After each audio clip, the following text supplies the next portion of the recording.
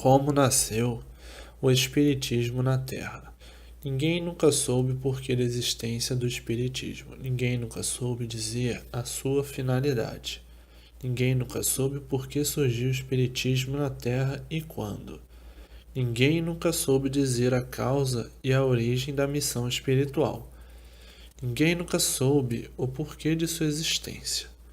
Que devia ser a primeira coisa que fará saber o porquê das demais coisas existentes neste mundo. Ninguém nunca soube dizer o porquê que vive em cima desta terra. Ninguém nunca soube de onde veio, nem para onde vai. Ninguém nunca soube o porquê da existência deste mundo e de todos os feitos existentes. Ninguém nunca soube o antes desse mundo assim ser, e tudo assim ser o que era, e por que deixou de ser o que era para ser o que é. Ninguém nunca soube a origem de coisa alguma. E por isso os mistérios estavam aí, insolúveis, e o mundo considerado como um enigma, e os seres humanos considerados como uns enigmáticos, por não saber o porquê de sua existência aqui na Terra e a causa de sua existência. E de forma que o mundo era considerado um fenômeno misterioso sem solução. O resultado é que pensam que estão certos e vendo todas essas contradições e outras mais. O pensar que está certo é uma coisa e o estar certo é outra.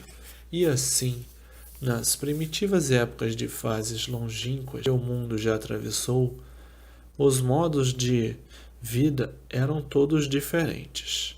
O alfabeto que imperava era diferente, era o alfabeto do verdadeiro natural, o alfabeto astrológico que todos têm na palma das mãos. Este alfabeto de astrologia, em que todos viviam certos e muito bem, porque tinham um mapa como ainda tem de sua trajetória na vida, então, por esse mapa, conhecia e sabia todos os transes de sua vida, a bússola verdadeira da vida. E assim tudo dava certo na vida de todos, por ter este mapa que conduziu todos certos.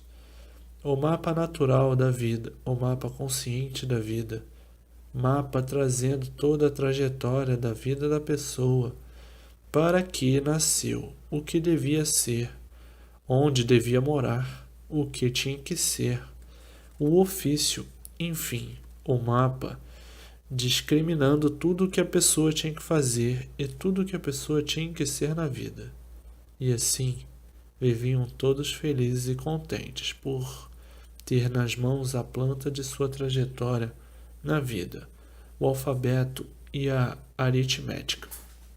Mas com o tempo e a evolução já muito grande, nem todos se conformavam com o alfabeto verdadeiro, o natural da vida. E foi nascendo o descontentamento de uns tantos que foram os causadores, que inventaram um novo alfabeto, que é esse que aí está para dar expansão às suas vontades e a seus gostos. Por exemplo, nascia um filho de um governador ou de um ministro e trazia na palma das mãos o seu destino, o que tinha que ser, e vinha a indicação no alfabeto astrológico das mãos que o filho tinha que ser um lavrador, ou um sapateiro, ou um pedreiro, ou um carpinteiro, ou um ferreiro, uma profissão humilde qualquer. Então, o governador, naquela opulência, naquela euforia, sentia-se humilhado de ver seu filho, um operário, podendo dar condições melhores de vida. E assim foi que começaram a ir contra o verdadeiro destino de cada um. Nascia o filho de um ministro, ou de uma autoridade qualquer, ou de um personagem abastado. Na palma da mão estava para que nasceu o que devia ser, então não se conformava. Eu posso dar um destino muito melhor aos meus filhos. Não me conformo com este alfabeto. apesar que sei que este é o verdadeiro, mas não me conformo com a verdade. É muito dura. E eu ter posse, ter posição e o filho ter que ser quebrador de pedras numa pedreira, ter um filho que nasceu com o destino de ser um caboqueiro, quebrador de pedras, de ser um lenhador do mato, de ser um soldado, enfim, daí é que houve o descontentamento com o alfabeto verdadeiro, e trataram de inventar outro alfabeto para dar expansão e gosto à vontade dos pais, que queriam que os filhos fossem grandes e não pequenos. E na mudança deste alfabeto, que foi o princípio deste que aí está, revoltou os habitantes dos astros, ou do espaço, como queiram interpretar. Revoltou o natural, do campo de astrologia. Então foi daí que os habitantes do espaço começaram a entrar em contato com os seres humanos, nascendo aí o primeiro passo do espiritismo na Terra. A causa foi esta, a mudança do alfabeto astrológico, por um alfabeto artificial inconsciente. Então houve a revolta dos habitantes do espaço, do mundo astrológico, e vieram em socorro da humanidade, já que não tinham mais o alfabeto astrológico para orientar. Então vieram os habitantes do espaço para orientar a humanidade. Foi esta a causa do nascimento do espiritismo na Terra. No princípio, houve muita dificuldade em aceitar. Como tudo no princípio, tudo é assim. É sempre difícil a aceitação. Então começaram os habitantes do espaço a se incorporarem nas pessoas. Uns a quebrar tudo dentro de casa. Outros ficavam desacordados vários dias. Outros começaram a falar diferente. E ninguém sabia o que era a doença. E isto tomou grande vulto nesta época. Diziam os sábios que foi nesta época dos sábios que isto era uma doença esquisita. Faziam tratamentos, tomavam remédios e nada resolvia. Então os sábios começaram a se reunir para descobrir o remédio para a cura desses doentes que estavam todos alarmados com essa doença esquisita, esses ataques. As pessoas ficavam duras, imobilizadas na incorporação dos habitantes do espaço. Então fizeram uma infinidade de reuniões para discutir e resolver esta situação. E um belo dia surgiu uma ideia. Quem sabe se isto não são almas do outro mundo que estão perseguindo estas pessoas? E todos admitiram a ideia. Vamos fazer aqui uma reunião e vamos convidar todas essas pessoas portadoras dessa doença esquisita e vamos sentar todos em uma mesa. E vamos pedir que todos fechem as vistas que a doença tinha sido descoberta. Eram almas que estavam perseguindo e que queriam falar qualquer coisa. Então, fechem os olhos, pensem nas almas. E foi aquela coisa, todos se incorporaram, bem dizer, a um tempo só. Então começaram a relatar a sua missão, para que fossem recebidos por todos. Diziam então: eu sou a alma de um tio falecido, sou a alma do avô, eu sou a alma do pai. Então todas as almas que ali estavam eram de pessoas falecidas, para que fossem bem recebidos. Foram obrigados a mentir. E assim foi que surgiu o Espiritismo na Terra.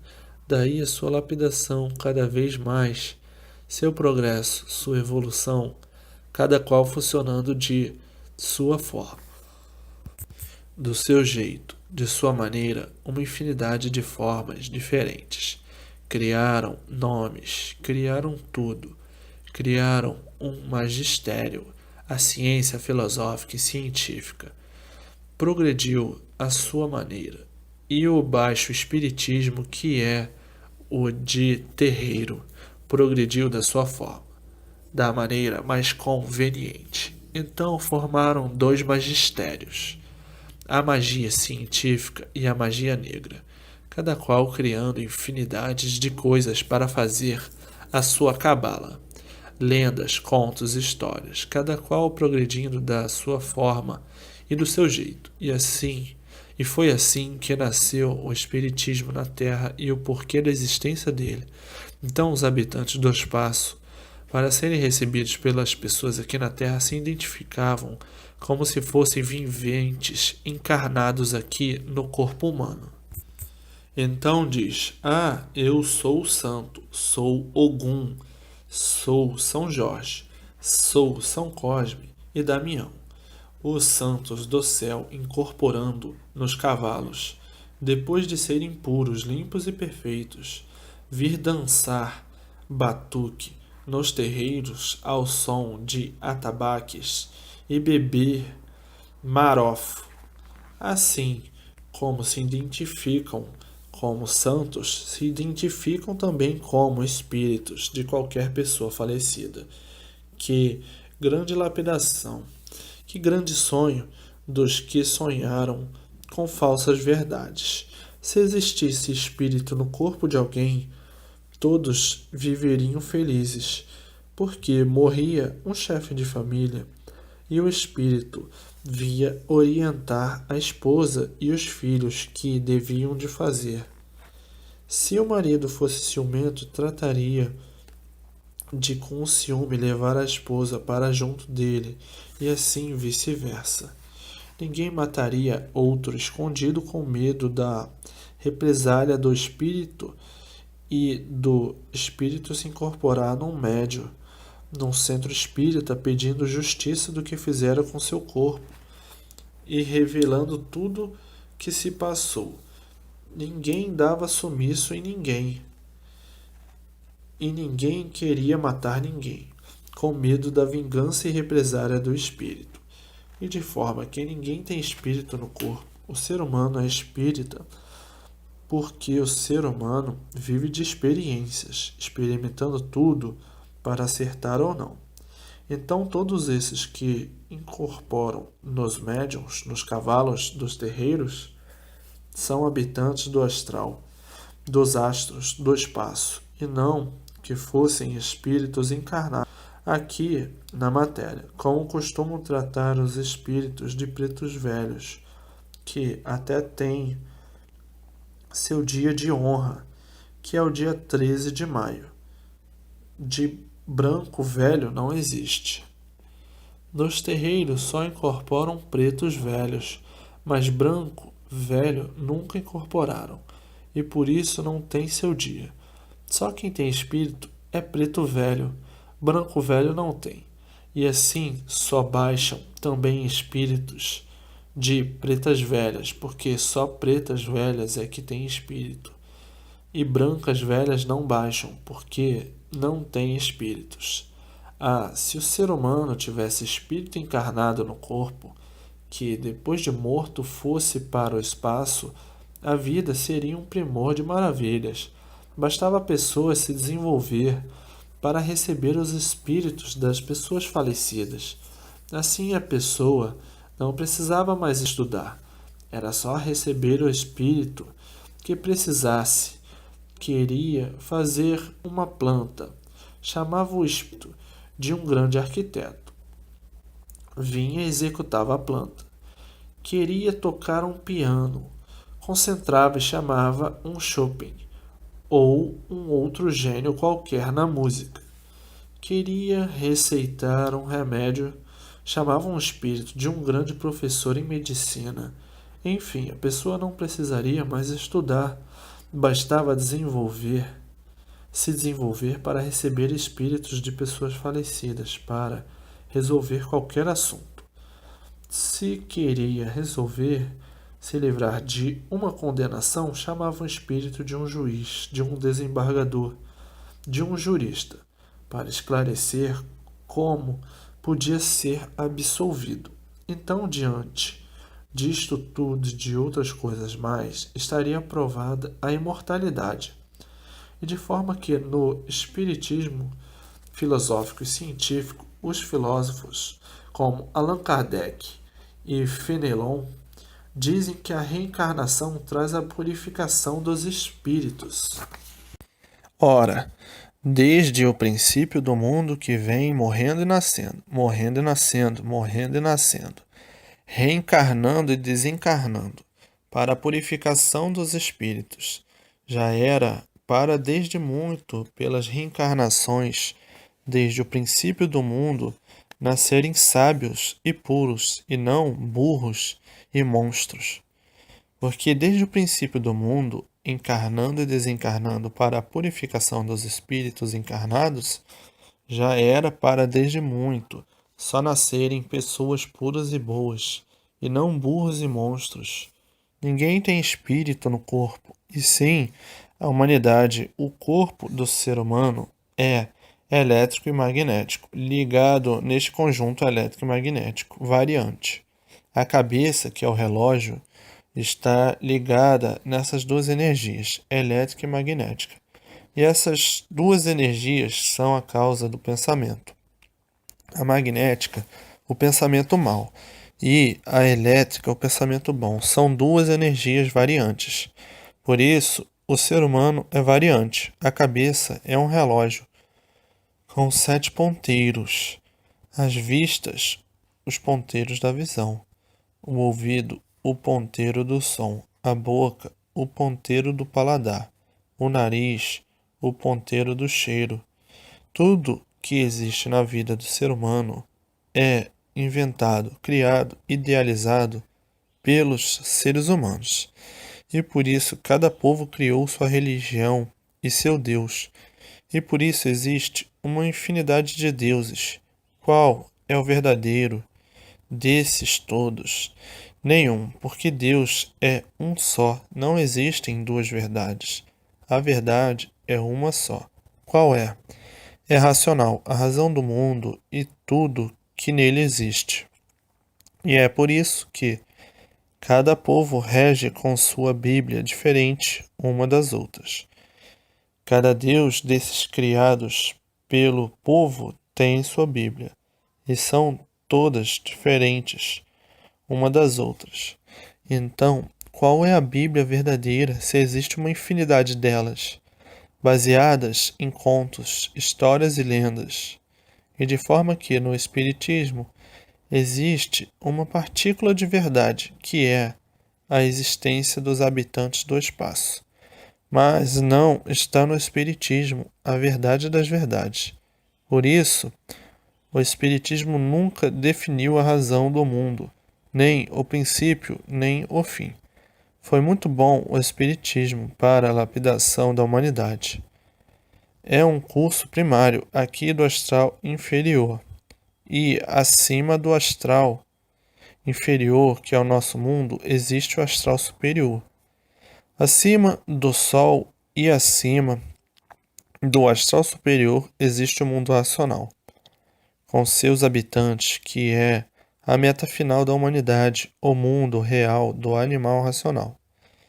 E para a pessoa conhecer o que é a meta final, tem que saber o que é a cultura racional. E assim o Espiritismo foi o primeiro passo para a humanidade encontrar na meta final o seu verdadeiro mundo de origem, o mundo racional. Porque não há efeito sem causa. Se existe esta deformação racional, na qual nós somos animais racionais, é porque existe a causa que é o mundo racional, por não haver efeito sem causa. E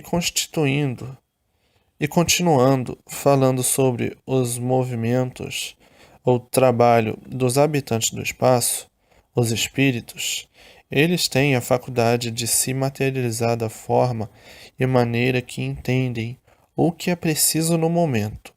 Tanto se materializam como animais racionais, como se materializam como animais irracionais ou como um engenho formado pelo ser humano. Eles se materializam dando forma de tudo que entendem, ou seja preciso, como bicho, como um monstro. E é por isso, devido a essas materializações, que muitas pessoas pensam que existe espírito no corpo de alguém, porque eles se materializam e se apresentam à pessoa como um parente, qualquer falecido, como um amigo, como um conhecido ou como um desconhecido, como um santo, como um demônio, e de forma que quem não conhece pensa que é espírito da pessoa falecida que se materializou ou do conhecido. Tudo isto por eles serem possuidores de grande força magnética, magnetizando assim as pessoas, se apresentando da maneira que entendem. E foi por isso que o clero denominou, dizendo que o espiritismo era arte diabólica, devido às materializações. Os padres tendo o espiritismo como arte diabólica, e assim como aqui na Terra tem pessoas para tudo, no mundo espiritual da mesma forma, porque eles são de dentro desta deformação entre o Sol e a Terra. Por isso são habitantes aí do espaço, em categoria superior ao ser humano, e vivem em contato com a humanidade por serem viventes do mesmo mundo. Eles são do mundo invisível, porque não são materializados, e o ser humano é do mundo da matéria. Então tem os bons, tem os maus e tem os marginais, assim como é a vida aqui na Terra. É no espaço também. Os marginais são os que estão na magia negra. Os melhorzinhos estão em linha branca de Umbanda, e os bons em centros espíritas, filosóficos e científicos. Os da magia negra são os feiticeiros em feição do mal. Os da linha branca de Umbanda fazem os seus trabalhos para o bem ou para mal. E os da linha filosófica e científica só na prática do bem, quando podem fazer. Quando não podem, dizem logo: isto é uma provação que você está passando. Como coisa que o Pai Eterno tenha prazer de ver o seu filho sofrer. Então usam as preces, que é um conjunto de palavras reunidas, sentimentais, para sugestionar as pessoas, impressionar e receber o fluido da autossugestão. E, por assim ser, pensando que está sendo bem assistido. Então, as preces não passam de um conjunto de palavras reunidas sentimentais para emocionar, sugestionar, atrair e catequizar. E todos esses trabalham na linha do curandeirismo. O filosófico e científico trabalha muito com a homeopatia e os demais com ervas, raízes, rezas e simpatias. Quando podem resolver, tudo bem, mas nem tudo pode ter solução. Então, o espiritismo não passa de um curso primário, por ser daqui da deformação do elétrico e magnético, que é o astral inferior, e todos eles têm a sua evolução, como tudo na vida evolui para chegar ao seu verdadeiro mundo de racionais.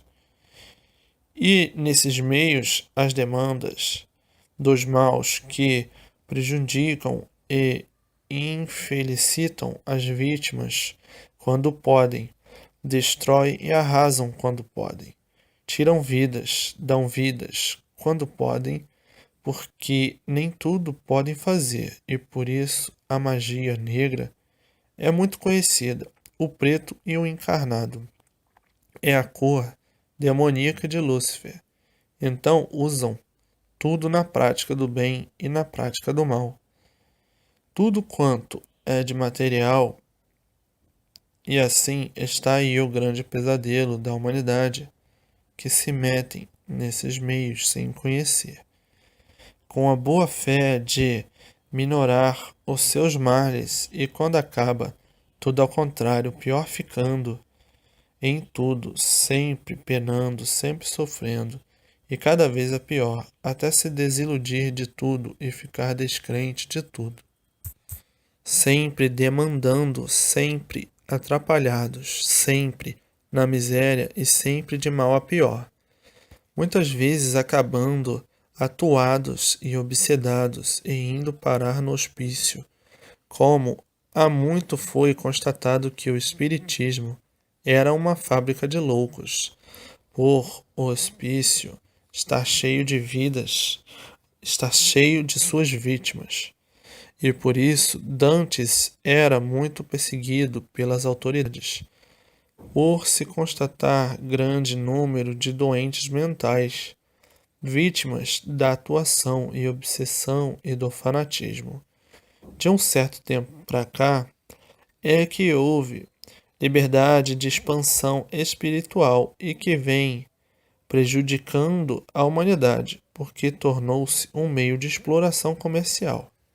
Dantes só existia casa de caridade e faziam a caridade. Hoje é como se vê exploração comercial, invenção de fazer cabeça, de fazer isso, de fazer aquilo outro. São tantas coisas para fazer, obrigações e mais obrigações, trabalhos e mais trabalhos para poder explorar comercialmente aos incautos. E que já vem, por causa disto, há muito caindo no descrédito, sendo a exploração feita de todas as formas, de todas as maneiras, de todos os jeitos, comercialmente, os espíritos se tornando negociantes e assim dividiram-se em muitas linhas, cada qual do seu modo de praticar, e o povo ingênuo afundando cada vez mais nesses meios, na falsa crença de quem está caducando. Criaram um grande magistério, ministro da encruzadilha é fulano, ministro das matas é Beltrano, ministro do cemitério é Cicrano, ministro da cachoeira é fulano, ministro das praias é Beltrano, ministro das águas é Cicrano, ministro das pedreiras é Beltrano, todos com os seus nomes que não vale a pena minuciar.